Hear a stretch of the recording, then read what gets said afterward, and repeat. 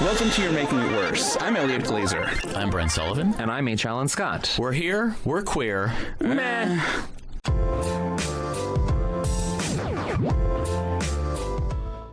Textual healing. So GLAAD has, well, first off, before we get into the report, can I just say, GLAAD, I have something against We're talking GLAAD. the trash bags right now? What are we talking? No, we're talking about the LGBTQ plus organization. Oh, I mean, GLAAD. GLAAD with two A's. The gays and lesbians against defamation. Yeah, That's right. Whatever. But there's something I don't know. There's like an ickiness to GLAAD sometimes with some of their involvement with other organizations and they just recently had a big thing with their involvement with another organization that had done something with the whole Israel-Palestinian stuff. And but also too, there is sometimes a bit of grandstanding that GLAAD does. And that it just feels like oftentimes it is looking for attention rather than sometimes doing some good. That's just my personal opinion. That's what a lot of nonprofits do, I think. I would love I don't have enough information to fully speak on this, but there is sometimes I have an uncomfortable feeling when it comes to anything GLAAD is doing, or like the GLAAD Awards, or like sometimes I'm just like, go into schools and help people. Stop giving away awards. Like, stop. Like, right. Please, like, I don't need to see these so many award shows. Yeah, but I also don't need to see like best gay actor or fucking whatever. Like, yeah, I need you know. to send that actor to some school in Nebraska and have him go help gay kids or something. Like, that's what I want you to be doing. Whatever. Okay, so GLAAD has released, and they do. I guess this is good work. We needed to know this. Their 2024 Social Media Safety Index report, and they found, shocker, that there are significant failures by social media platforms to protect LGBTQ plus users from hate speech and harassment and other things. Should not LGBTQIU plus users, right? Yes. Well, they listed as just LGBTQ plus. So they don't have the U in there. They don't have the U at all. Not from this reporting. U, no. isn't it IA? It's IA. No, the U stands for unhinged. We've talked about this many times before on the podcast, guys. Well, okay. So TikTok received a D plus with a score of 67%. Facebook, Instagram, and YouTube received 58% score. X, formerly Twitter, received 41%. Threads, which is Instagram, basically Twitter, received 51%. Despite these platforms, what did OnlyFans get? Excuse me, sir. 100%. They just love those holes being filled. Right. But the what's interesting is these platforms have policies against hate speech, but the report finds significant gaps in enforcement of those policies. Yeah. The highlights also show they're increasingly becoming used to amplify hate speech and disinformation. Their algorithms are being pushed by sort of like some crazy theories, and they're not being stopped by these platforms now, which leads to a moderation problem with the platform. So Ginny Olson, GLAAD's senior director of social media and safety, this is a quote from them saying, in addition to these egregious levels of inequality, moderated anti-LGBTQ hate and disinformation, we also see there's a problem, basically, is what she's saying. The problem with sort of that when hate speech is given on these platforms, that there's no action being taken, but also that LGBTQ users on these platforms are being impacted by being taken down or being, tinged with sort of like they've gone against the policies of the platforms or whatever, more than other users because of their content, because they use words like queer or whatever it is. That Instagram's AI basically is seeing it as, oh, you're being wrong, when in reality they're just being themselves. Mm-hmm. So, and the platforms aren't doing anything about it, is what GLAAD is saying. So what do you guys think? What do you think, Elliot? I'm just surprised that we know what Brent thinks. Yeah, I'm surprised that X X got 41%. At this point, I'm just like, isn't X the most dangerous place to be anything on the spectrum? Like, I'm saying it makes sense. I don't, it feels like no language is policed on X. Well, X famously now, after Elon Musk took over, I mean, there's even rumors now that like it's blocking users who use the phrase or the term cisgender on the Oh, right. platform. And there's, I mean, X is kind of like the wild, wild west when it comes Yeah. to social media at this point, and because of Elon Musk lifting restrictions, and is an example of what happens when there are absolutely no policies in place, it seems, that stop certain forms of disinformation and hate speech from being pushed onto the platform, which then opens it up for countries like Russia, China, Iran, other places to use these bots and to basically manipulate the algorithm to create sort of hate between groups in the US that then leads to voters doing the things that they do, which involves elections, whatever it is. Like, but it also impacts, there's also like a benefit to those countries using a platform like X and using the algorithm of that platform to then create hate, so that then there's mayhem going on. I think, you know? and maybe it's naive of me, but with TikTok coming out on top with a D+ is pretty remarkable, especially because TikTok is so, again, maybe this is naive of me as somebody who doesn't use it, but it feels like it's so young, it's so progressive that like that there is enough room for it to even just score as low as a 67 also seems like a surprise to me. I guess I would assume. TikTok? Yeah, TikTok. Yeah. Yeah, I mean, I'm not surprised by that because TikTok famously is fairly conservative when it comes to, yes, when it comes to conversations around anything that could be deemed either sexual or controversial or whatever it is. There are words. I mean, even right down to, I remember I posted some meme or something on TikTok from Sex and the City, and even just me using the hashtag Sex and the City, I don't think was even allowed. The word sex wasn't even allowed. It like SEGGS and so or something. There is, say that again? They write like SEGS or something to like bypass the. Yeah.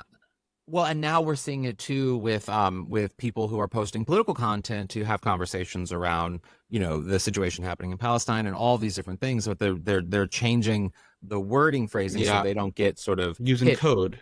Yeah, they're using code, which is now what a lot of people are using on platforms like TikTok and Instagram. Yeah, I mean, obviously this doesn't blow me away.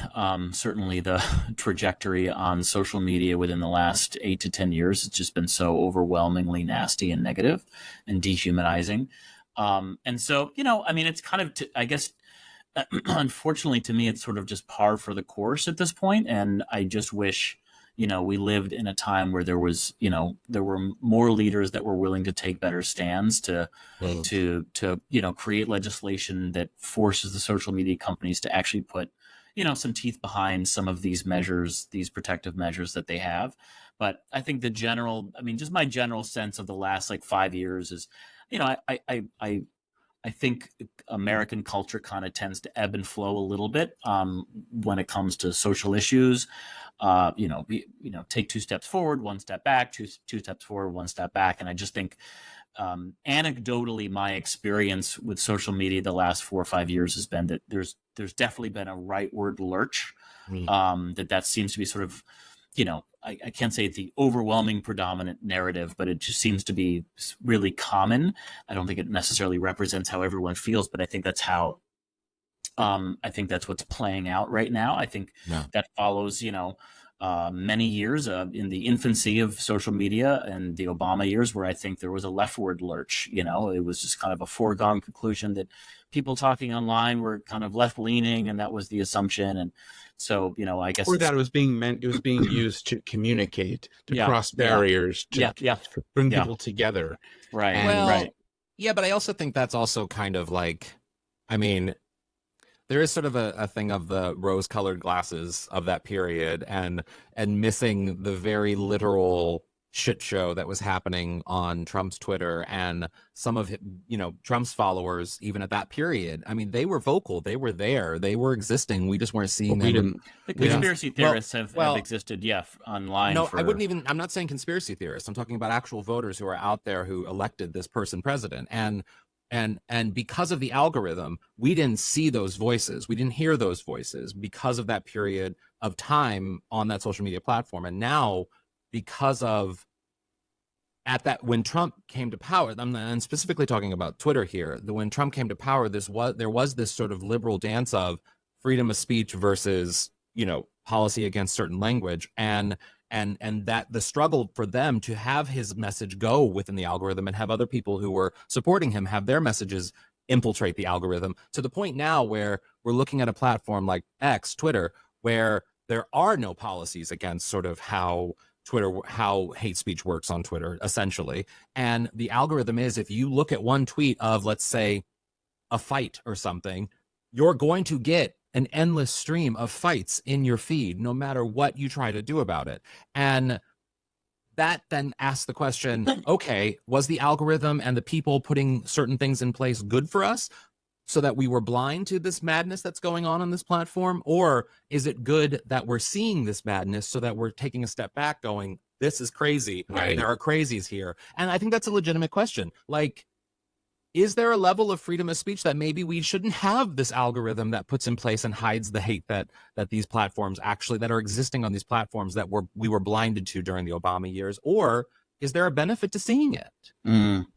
Yeah, it's a good question. I don't know enough about social media, of course, to know the answers to all of these questions. But I guess it's sort of been my just general belief that the algorithms really became like aggressively ushering us into our particular silos, not the entire time, but within the last 10 years. That's at least been my, as I consistently say, anecdotal experience, is that there was like a turn around 2013, 2014, where all of a sudden I felt like I was just being fed just sort of a diatribe of whatever was going to get me to buy certain things or get me the maddest, you know? Mm-hmm. So I don't know what the algorithms were like. Which were in the Obama years, which is why I'm saying that there was a reason why you weren't seeing that stuff before 2013. And it wasn't because it didn't exist. It was because there were systems in place that only showed you what you, as a user, clicking on and looking at, wanted to see. And that the algorithm showed you that. But because there were no, didn't something change in 2012? Or I think the technology changed where the algorithm became about eliciting extreme emotion. Sure, I don't know the exact year, but yeah. Around then, where it was like it became nefarious in that it was then about eliciting extreme emotion, which ginned people up to be angrier and show themselves, see content that would only make them angrier, which is exactly what we saw happen all the way up to January 6th. Yeah. I do remember this, and I know we've talked about this on the podcast before, but I do remember this when I moved to Los Angeles in 2013. And I remember it was right around that time that I started logging into Facebook, as everyone did, a billion times a day back then, and being like, this has become so much less fun. And I remember there was one day where I logged in and my feed was only people I didn't know, whom I assumed were bots or randoms or whatever, and things I didn't want to see. And so this was back in the day when you could kind of, rejigger things for yourself. Yeah. And so I unsubscribed. I diligently one day was like, I don't want to see any of this horse shit. I want to see my friends again. Yeah. So I unsubscribed to every single person that popped up on my feed that day. And I did it the next day. Every single person who posted something I didn't want to see, I was like, all right, unsubscribe. Don't want to see it. Don't want to hear it. And it just didn't make a difference. And I still remember that I was like, what is going on? And of course, now in hindsight, presuming this is sort of a roughly the same time that things kind of changed, climactically at Facebook, you're like, well, maybe that was what I was experiencing for the first time. Yeah. Well, and that exists today on social media too. I mean, if you log on to Instagram or Twitter, you do have an option to switch to only seeing content that you follow, of people you follow, that option, or even a curated list of stuff that a favorites list or whatever it is on Instagram. Like, you can do that. However, it's not the default. So whenever you log on, go in and you're going to turn get off the algorithm. You have have to to go go in and change it every single time. Yeah. every time. Every time it's there's no like, and maybe a Gen Z listener, please correct me if I'm wrong, but I do believe that every single time because I've tried, because I often will switch over to just my follow, just who I follow, just to see what people are doing, because I don't like seeing the strangers out there. But these platforms like Instagram, TikTok, Twitter, they rely on the discovery of what the algorithm gives you so that you keep engaged and stay on the platform longer. And so if the default's that, then you're always going to be enraged. Well, I'll tell you one social media company that bucks this trend. OnlyFans. OnlyFans.com. So hear it here first. Brent Sullivan says, subscribe to OnlyFans and keep the healthy algorithm alive. Not even joking. We are joined today with a good friend of mine, and he's joining us from a location that is rampant with STDs, Yes, Fire true. Island. Please welcome John Hill. Hello, STD John. Hill. The Pines, actually, the Sadie Pines. Oh, that's Ah, right. Yes. of Oh, course. I do love course. that. You know, I can always tell, and I mean, no judgment. This is judgment, but I can always tell how dumb a homosexual is if they hear my drag name and they go, "Oh, like Fire Island, like the Pines," and I'm like, "Bitch, go away. Just That go was away." not me. It's not dumb. It's not dumb. I'm not that it's just, dumb. No, it's it's not- not dumb. It's just It's like ignorant. no, it's not ignorant. If they're not if they're not a Golden Girls aficionado, I'm then they're not sorry. a Golden Girls aficionado. Nope, not worth it. You need to know. You need to know as a I've actually homosexual. bet a lot of dumb gays are Golden Girls aficionados. That's Yes. a very Yes. good point. Curveball. Yes, Curveball. which I'm fine. I'm fine if you are a dumb Golden Girls aficionado, but you, as a Right. homosexual, you must be a Golden Girls aficionado. So wait, so you just arrived, John, and well, first off, let me just say, John, In life? fantastic musician, fantastic comedian, fantastic all-around host on Sirius XM Radio. What's it? Your show just changed names, right? Well, I'm doing an all improvised show called John Hill is Gooning on the 12th of June. And that is going to be just a little test run to see what new things I might want to incorporate into my solo show. And that's your live show. That's your live Yeah. show. Is it at Dynasty? Elysian, Elysian this right? time. At the Elysian. Yeah, thank you. Nice. But Thank then you your so much. Sirius XM show also just changed names, right? Or no, am I blanking on that? No, you were correct. You did Okay, your good. research. It's Thank It's you. also called literally. John's Gooning. It's funny. They actually did put a lot of gooning copy in the promotion of the show, which I saw, and I was like, Oh, "You guys wow. don't have to. You don't have to talk the about show's me not- masturbating. right? Like, people don't have to feel like they're just listening to like jerk off material. Although, please go right ahead. All the moms in their cars on the way to schools. That's who's listening. Right. Ah, Right. But no, the gooning. Oh yeah, the John Hill Show is the new Sirius show. got it. And it's on Radio Andy, and it's really fun. I've been a guest on it. Elliot's been a guest on I it. just Brent, was a like- guest recently. Here we go. Brent All right. has been blackballed. Yes, this is. I don't know if you know this, John, but this is an ongoing theme with Brent on the Definitely an podcast, ongoing where theme. Elliot and I do shows that Brent just never does. That's correct. Brent, we're gonna do a we'll see. Yeah. Okay, we'll cool. see. All right. So it's sort of like a gray area when it comes to booking. All right. Yeah. That Well, works. I, That Yeah. works for me. to be fair, the John's show records at like 8 a.m. here in Los Angeles, and Brent doesn't have a car and lives downtown, so he would That's have to true. wake up at 4 a.m. to get to the studio Brent, by a bus. what's going on It in records downtown? in person? We're It records in live. person? That's We're serious. live. Yeah, it's Wow. amazing. Yeah. Oh, wow. Thank oh, yeah, you, of course, Elliot. serious. Yeah. Yeah. Thank you Yeah, for thank coming you on for the having me. show. That was a treat and a treat and a half, and I'm still sort of wrapping my head around the idea that there are plasticides being found in many testicles these days. Yeah.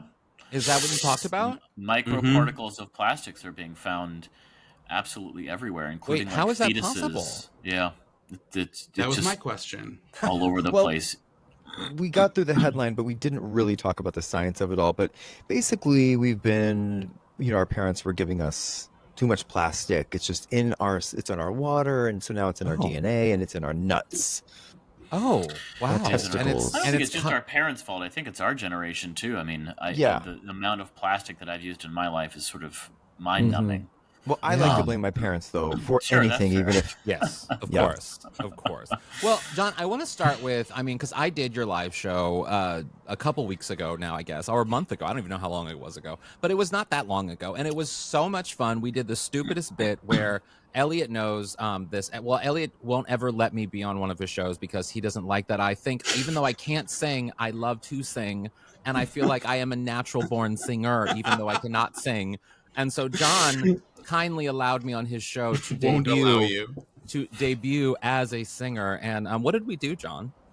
wow, you really blew the roof off of Dynasty Typewriter. There is no roof left. Yeah. Tori Spelling in the audience was blown away. We are now friends. We DM often. Literally after the show, Tori Spelling came up and I've known her since 2008. I produced Yeah. her show on Oxygen. Yeah. And she was like, I want to meet Sadie. And let's see. Are you sure you're not a good singer? Because I feel like we still don't really know. I mean, what we did was, Well, am I allowed yeah. to say the gimmick? Yes, of course. Yes. Okay. We had someone singing off stage while Sadie Pines lip synced. Yeah. Sure. And the voice was very much like a deranged Miss Piggy in Yeah. hell. It was like Miss Piggy on meth. Meth. It was definitely that. And You've we always were wanted to singing- do a Miss Piggy drag number. I have done a Miss Piggy drag number at a Christmas show. Remember Y'all, at the end? It worked. It worked. Oh, It yeah. definitely worked. The number worked, but at the end of a Christmas show a couple years ago, I had a good friend of mine come on and put on a prosthetic pig Oh, I was nose. there. What am I talking Yeah, about? I was there. yeah, Yeah. No, it's fine. It's fine. It wasn't memorable at all. The pig nose. Not. I mean, that's just a normal. You just see me like that authentically, which is No. fine. Wait, John. No. I do want to know though. So, like, speaking of musicals and theater and stuff, you started, which this blew me away when I knew this about you because I knew you through comedy stuff, through obviously Serious Sam, but I didn't know your musical theater background. You started out you were like in the original cast of both Broadway and The Boy from Oz, right? Hairspray and the Boy from Oz. Yes. Hairspray. Excuse me. Miss Saigon was my first job. I was a musical theater kid. That was that's what got me to New York. That's wild. So, but you don't call yourself a Broadway, because last time I was on your show, I made fun of you for being a Broadway fag, and you pushed back on it, saying you were not that. Well, I am a Broadway fag in that I sometimes can participate in that employment. Those sing-alongs, yeah. No. I will not do sing along. I will not participate in the Okay. culture of You're winning me back. All right. I don't know any musicals. Like I don't know. I can't You sing don't you. come from away. Come from No, where? Are you familiar? never. Elliot and Brent have a long history on this podcast of making fun of the 9/11 musical "Come From Away." Trash. I love a musical. I What it feel at wants to home. be. I saw a clip of that show and I thought, who in their fucking right mind Yes. allowed this? And then you meet people and they People go, on Broadway. "Oh, I I love love Come everyone. From Away. Come From Away," and I'm like, It's- Everyone. "Thank you for letting me." Thank you But for letting John, me know who wait, you are. I'm sorry. I need to. As a journalist, I need to push back on you a little bit here because I think it's on good record that you were in Prop 8, the musical, which also should not be a musical. Have you seen Prop 8 the musical? No, but I was- don't what need was you it to about? know that it's not. It doesn't need to be a musical, or is it a comedy? Is it a comedy? No, Prop 8 the musical was a big. It was a huge celebrity event. We got together. Mark Shaman wrote a song to protest and raise awareness for why we. But was and it why- funny? We are. Watch it. It's huge. Jack Black is in it. Allison Janney, Nathan Lane, like Yeah. a Well, lot you of. had me at Nathan Lane.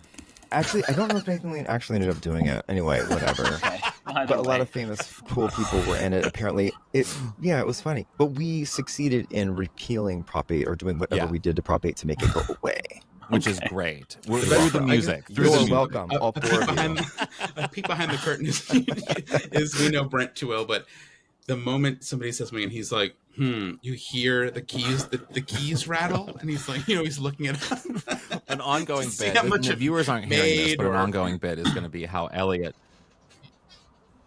freezes whenever he's in the middle of a sentence, a good sentence, a bit, he will freeze. Yeah. Yeah, you froze. Yeah, he Oh, well. froze, and he just froze again. He just But froze. he's saying that whenever anyone references something that I'm vaguely curious about, he can see in my monitor that I go to Wikipedia to see how much Yeah. money we it can, made we or can hear whatever. it too. Yeah.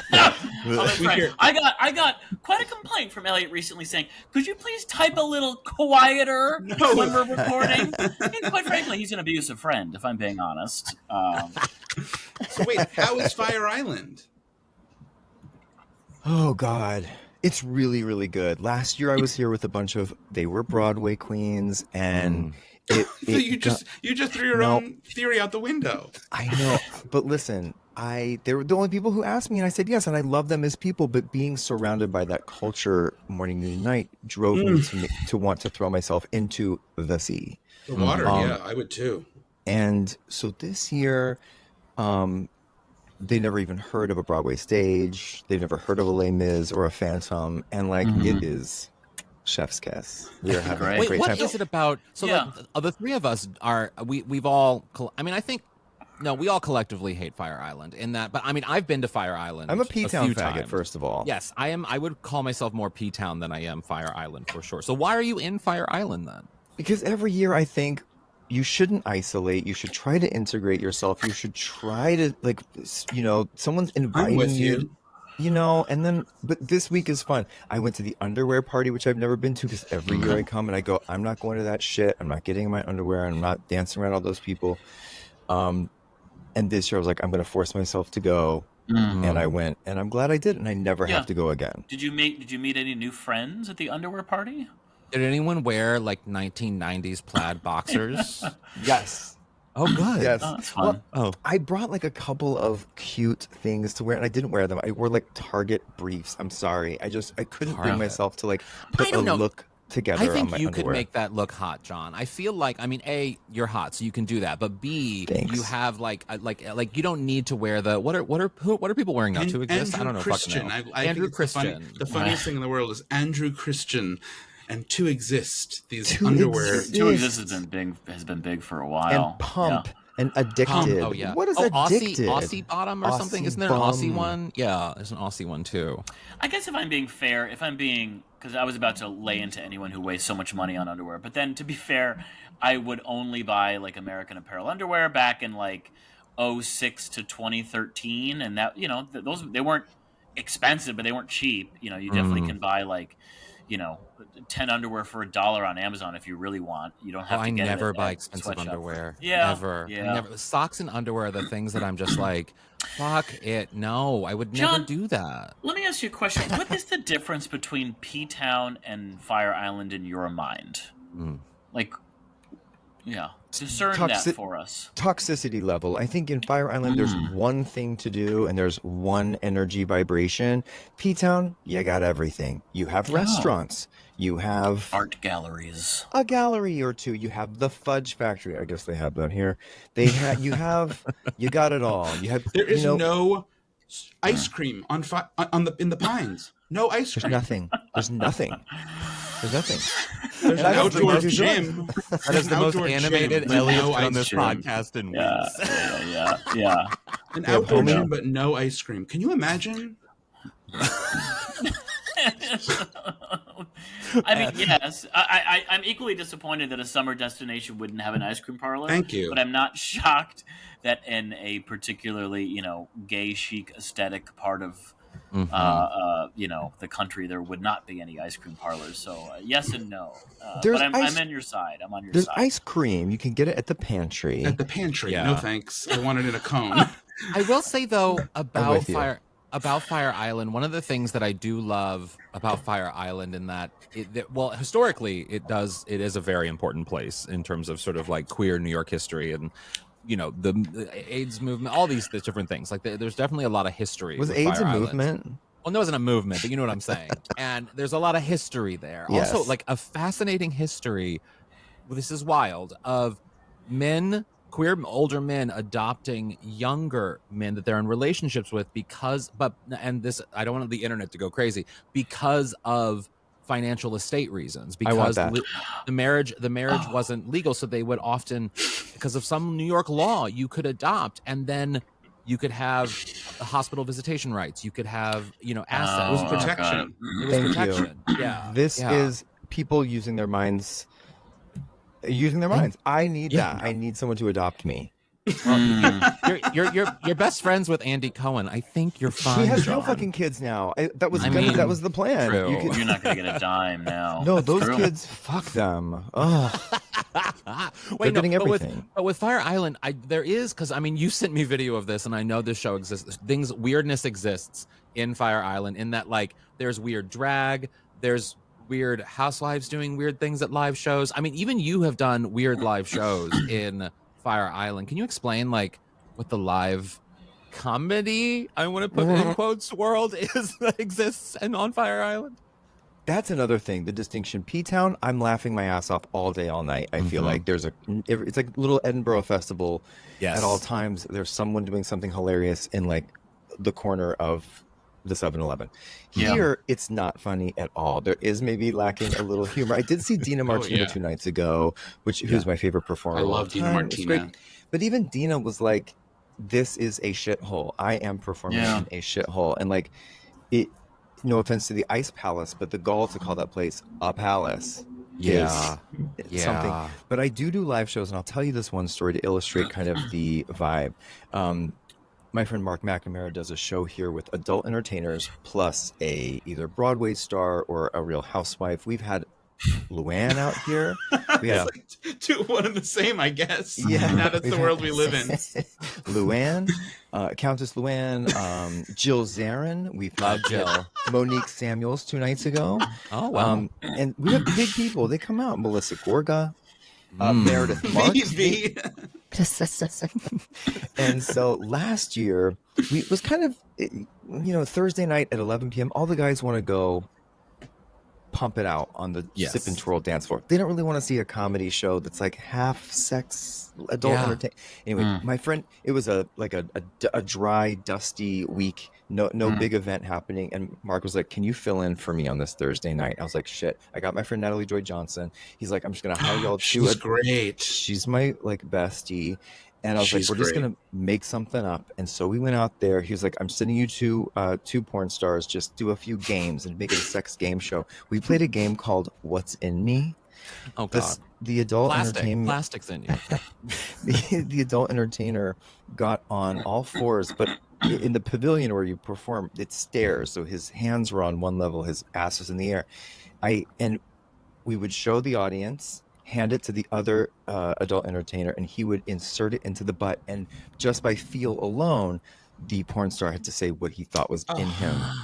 And when I say a Swedish fish got lost, we don't know if it ever came back out. He could not tell. He didn't know a Reese's. He didn't know a Twix. He immediately knew. How do you put a Twix up there, though? I mean, was it with the wrapper or no? Because that would melt. No, not the rapper. Not with a rapper. I mean, but it's. I mean, A you'd be Duracell able to. I'm gonna be battery. honest with you. That is such a waste of candy, first and foremost. Yeah. Elliot is very concerned about food on Fire Island and what you guys are doing with it. Well, I will say, just to amend the previous conversation, there is an ice cream parlor in the lesbian section of Fire Island, Of which is course, Cherry of course. Grove. There's ice cream in Cherry Grove, of course, and fake jewelry and a chill bar. But the Pines is like a gym, the market. Fuck yourself. It's so intense. Sand. It's just sand and skin. Brent That's and all I it is. once went to Fire Island off season at night. I mean, it's the most us time to go to Fire Island, but we literally sat at the dock because it was raining and just sat and drank and chilled, and then watched an older man come right into the center of the town, near the sip and twirl, and just stand there, just look at people and start masturbating.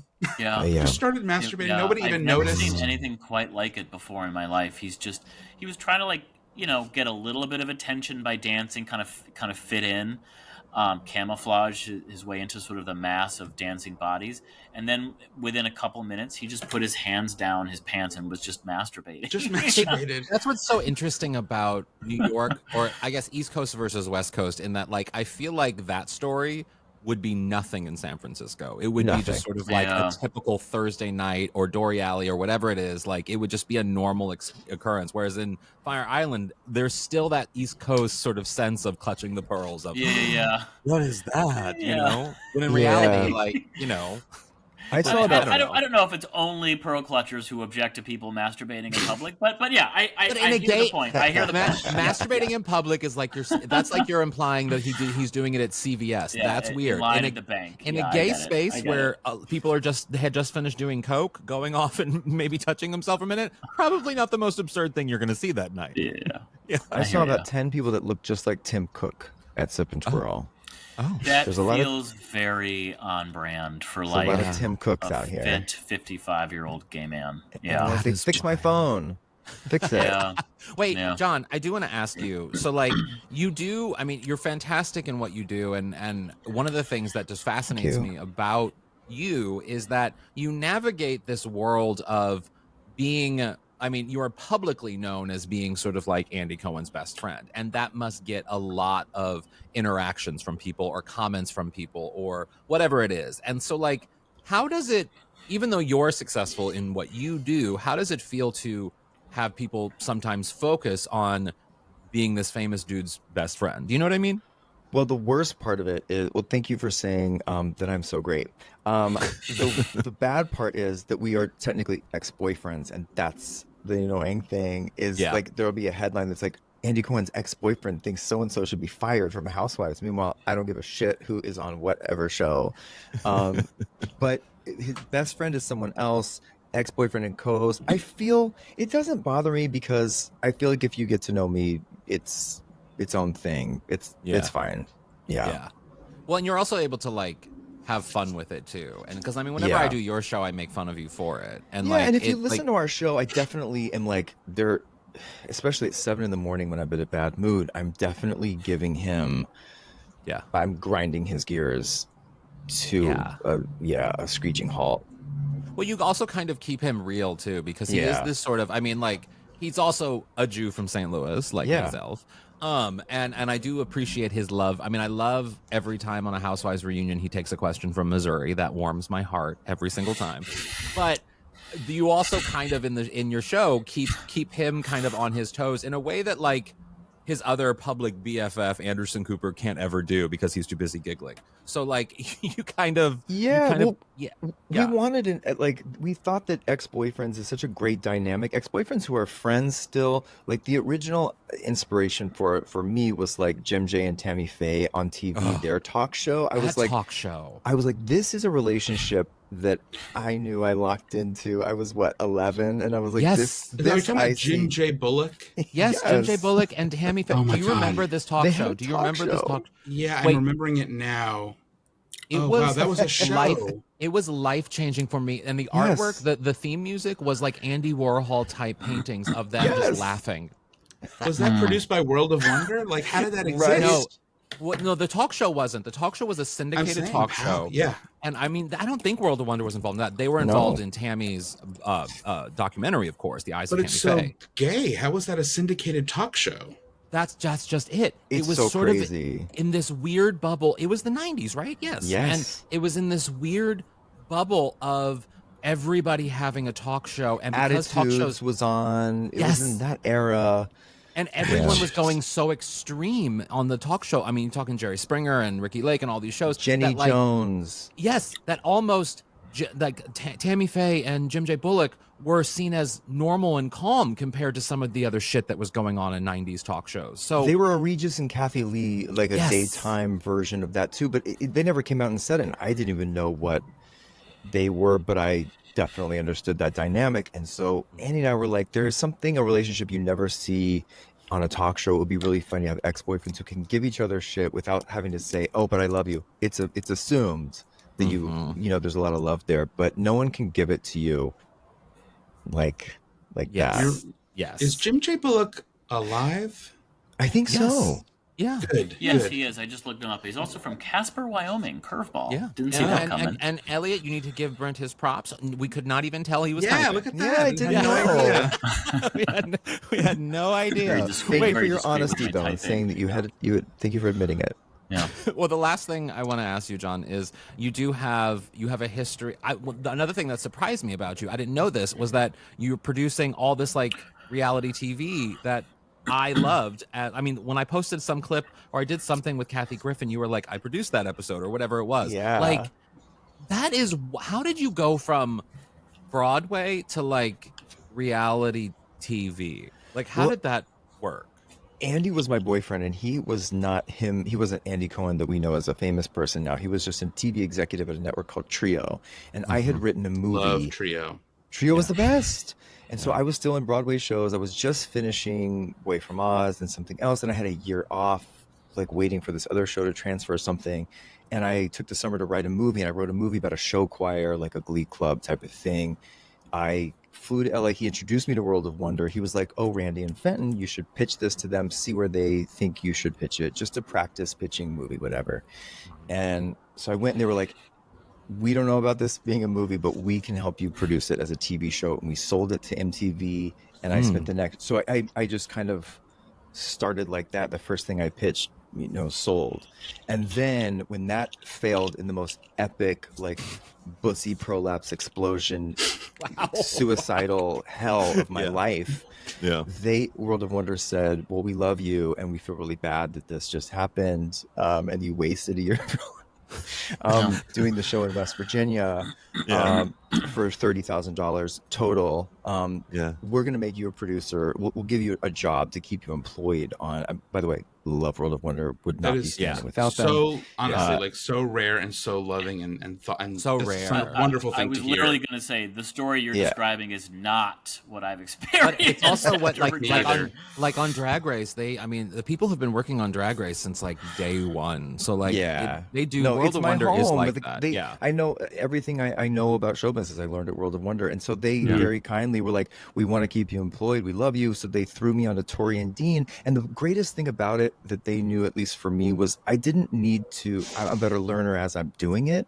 I learned how to shoot. They were like, "Okay, someone needs to go document that person talking to that person. Here's a camera. Fucking figure it out." And I had to, and it was scary and frustrating, but like the confidence I have from having learned in that environment is solid. That's wild. So that, and then I was poor, so I had to just keep churning everything out. Also, they put you to work there, so I was doing development gigs. There was always a development reel that need to be made on the weekends in between shows. So Tori and Dean, and then I started working at Bravo and doing Project Runway and Top Chef and shit like that. Now, Tori and Dean, that's like a show about Tori Amos and Dean Cain, right? Their famous love affair. Can you imagine? Like Dean Cain is like crazy MAGA right now. So MAGA. He used to be so Crazy. cute. Yale. I know. Well, He dated Brooke Shields. Didn't Ron DeSantis also go to Yale or Harvard or He did. something? Like, But He he's did. like, I'm he's not hot. surprised by that. But he's hot, and he went to Yale And he's an actor. Yeah. dated Brooke Shields. Like, Say Anyway. Cain is hot. All right. I would. Would you, Well, John? Would you say Dean John- Cain's hot, John? Yes. Oh, Yeah, God. he's a good-looking guy. John Arthur Hill, thank you so much for joining us. Where can people find you and follow you and support you on Google the and find internet? out, Brent. I'm just kidding. Follow me at John Arthur Hill. Go to johnhill.online is my new website. And I'm putting stuff on Patreon, too. I'm going to start a little end of the week recap show that's only on there. And you're on yeah. Radio Andy every day? Every day on Radio Andy, 7 a.m. Pacific. Me and Andy are live. And then Tuesdays at 8 a.m., The John Hill Show live for an hour every Man. Tuesday. That's awesome. And look for Elliot and myself on it and not Brent Sullivan. It's a maybe. Have Brent on. Of course. Please, will you come on, Brent? I would love nothing more. I would And love I'll nothing pick him more. up that morning and drop him off. I'll do that. Don't I'll worry. send an Uber for you. He'll hitchhike. No, don't worry about that. Yeah. And another thing. All right, so I found this. I stumbled upon this quote online. I forget where it was. This was a while ago. Elliot takes quite a while to add my ideas to the list of things to talk about on the podcast, if I'm being frank. You son of a bitch, which everyone listening should go subscribe to our Patreon. And Brent basically owns that. I added it. Thank you. Yes, that's But right. yeah, so I'm ultimately in control. But Yes, you are ultimately in control, unless I disagree. Anyway, I found this statement online that breaks down the statistically ideal way to date. And I just thought it was really interesting, and I wanted to share it with whomever our listeners who are single, especially I think in an era where this is, of course, something we've talked about many times on the podcast. You know, we live in an era of online dating where there's such a ubiquity of choice that sometimes it's really easy for even the most committed people to kind of stay focused on meeting someone they really like and quit being distracted by all the other pretty people out there they could also still match with. So this was the summary of the statistically ideal way to date. It is as follows, quote, imagine you're hiring a secretary. You have 100 candidates. You have to evaluate each one at a time. After every person, you have to say yes or no. You can't go back to a previous candidate. At what point do you hire someone? If you hire too early, you don't know what's out there. And if you hire too late, maybe all of the great people have already passed.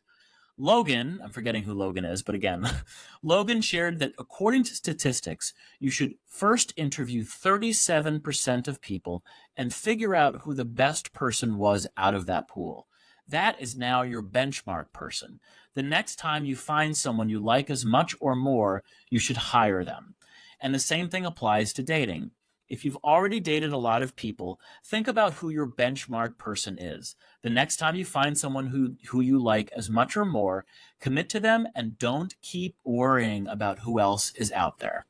I thought that was just a really interesting way, and I can certainly say I've already failed. I've already failed this test, but I think it's an interesting way to analyze, again, a ubiquity of choice. I think those tests and things like this are out there to make you feel bad about your own dating history and your own dating outlook. I think all of these things are kind of bullshit in that, like, there is no mathematical thing to how this fucking shit works out. It's like, to me, I'm like, go on your fucking feelings. If something's feeling right, lean into it. If it's not, move away from it. You are the makeup of your own learned experiences and past experiences. So make decisions based on your own educated decisions, based on your own past experiences, and lean in when something is feeling right. And don't let your fucking ego / head / anxieties get in the way of you possibly experiencing something great just because,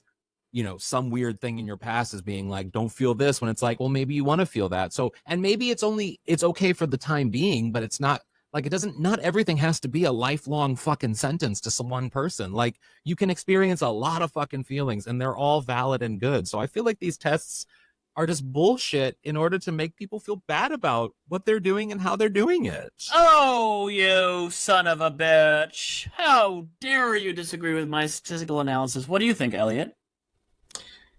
I don't know. I don't know. I'm trying to think. I'm like lost in thought trying to think about it. You would have to sit in the corner and think for 3 days to answer such a question.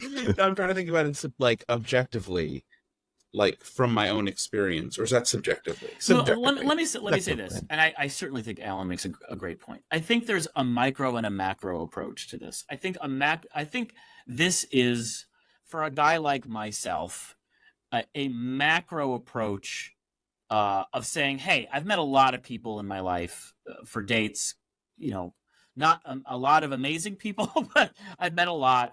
And I can certainly pick and choose 5 or 6 or 7 of them where I'm like, hey, these people really stuck out and they had a lot of characteristics that ultimately we weren't able to match. But I was like, this was a really endearing person, and I wish things had advanced, or maybe I wish I had been more patient, or they had been more patient with me, but thus as life, things didn't work out. And I think I can take that and say, hey, when I see traits, you know, A, B, C, and D again, in someone who might not be my perfect ideal match, perhaps this is an instance where I can say, these traits really mean a lot to me. This would be someone worth investing in or trying, instead of being kind of dismissive and flippant. Yeah. And so I from that macro analysis, I think it makes sense. From a micro one, yeah, you meet people all the time. You kind of, I don't know, not everyone has 8 dates to decide whether you think someone's amazing or not. So sometimes you just kind of make rash flip decisions, and you gotta, you know, I think you just go with it. If you're on a Let date the with dust someone settle. and you bring up that you just ordered a new iPod Nano, and that person doesn't respond with "Wow, you're crazy," like, but instead they respond with, "Wait, they still make those? Tell me more." Like, Sure, if they right, are right. engaged and you're relatively attracted to them, and their breath doesn't smell, and you're not repulsed by breath don't anything about stink. them, well, then maybe have that fucking second date. Can I tell you Yeah. something? Can I give you an example? And Elliot, we're going to come back to you.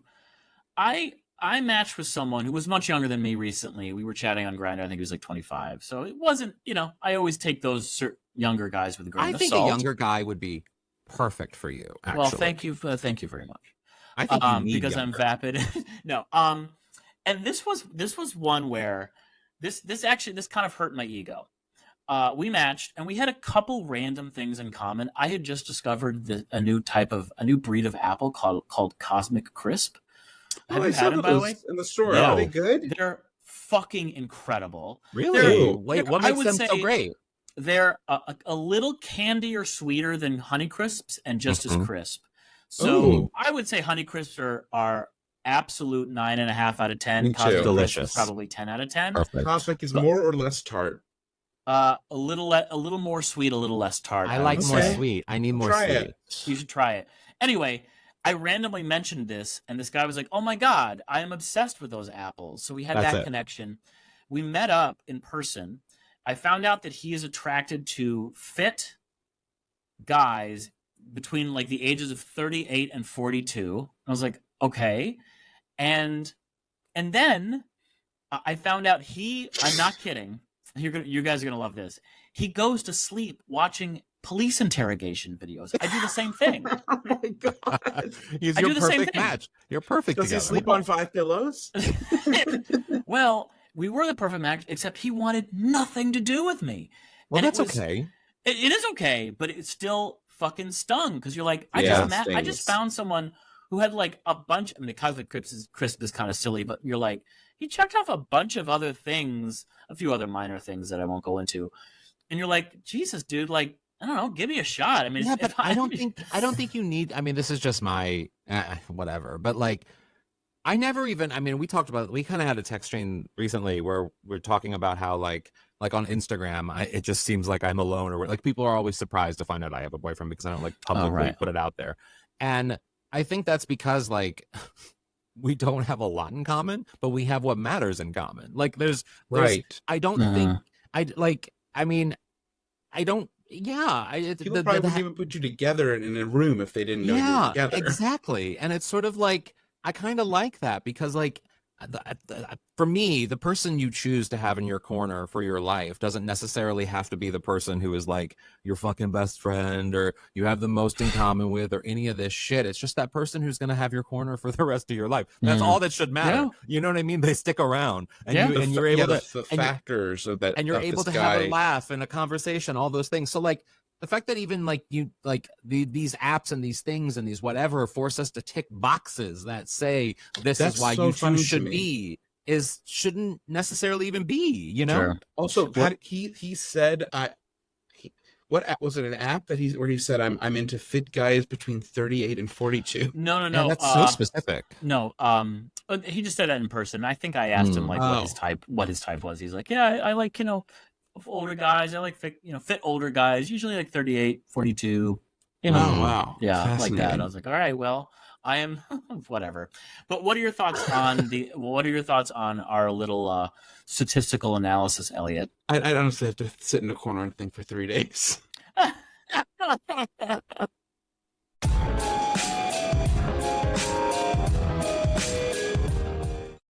What would your aunt say? Brent, what would your Aunt Ramona say about something she heard on today's show? I would like to know Glad's LGBT whatever rating for Foursquare. She thinks about Foursquare. Mm-hmm. She thinks she's asking about Truth Social. Of course. Mm-hmm. My Aunt Joanne would say, you know what else there isn't in Fire Island? A synagogue. What about Aunt Anne? There probably is. I'll one. tell you one thing. I will never go anywhere where there is no ice cream. No, how can you not?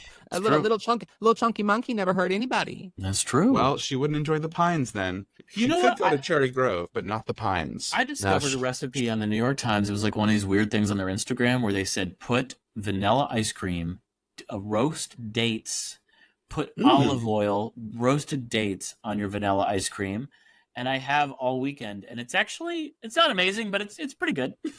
They put olive oil in coffee at Starbucks sometimes. Yeah, they do. It's like an Italian thing. It's supposed to like I don't know what it's like something with caffeine. I don't know. Yeah. What kind of ice cream do you buy, Brent? I Oh, don't yeah, buy that's a good ice question. cream. You don't buy ice cream. I don't buy ice Yeah, cream. what have you been because doing?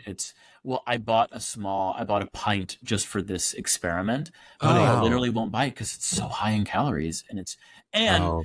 insofar as like I'll just pound it. I have no self-control, so I'll pound it if I buy it. That's how I am. But now because of Ozempic, I don't do that. So like Yeah. I'm able to actually portion control the ice cream out. So I've been buying ice cream all kinds of ways. And I also get like, Right. you know, the lower, you know, Halo like, top. like the good stuff. I don't get Halo Top because that's bullshit yeah. ice cream. No, they- that is they- actually they fixed it. Dryers. No, they didn't fix it. Just get a fucking dryers and call it a day. That is bullshit ice cream. I'm sorry. Dryers. Get a Interesting. dryer. Get That's a a bottom dryers. shelf choice for a pretty fancy guy that has $200 T-shirts. No. The dryers, mint chocolate chip dryers, cookie dough, vanilla. That is fucking summertime fun right there. Yeah, You it put is. it. You make a sundae or you put it in a cone. I put it. I have a fucking paper bowl that I have just for ice cream. I get a whole thing of paper, bowl. like paper bowl because I don't want to even. does it 'cause get I, mushy?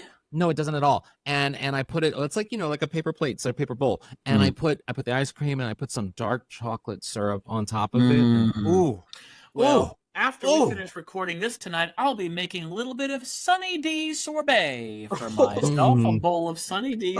Did you I like do how- dry heave? Brent and I taste are of out Sunny here. D. No, Brent and I are out here having the products that Americans use. Sunny D, Yeah, right. dryers. Elliot over there is fucking Right. gaming like, do you have any Halo at Walmart? Yeah, Halo. Can I buy any ice cream that's $500 a pint with gold flakes in it? I need 1 ounce of ice cream for $14, please. Halo top. Halo top. Halo. Top. Fuck Halo. Don't sponsor us. Halo top. Actually, sponsor us, please.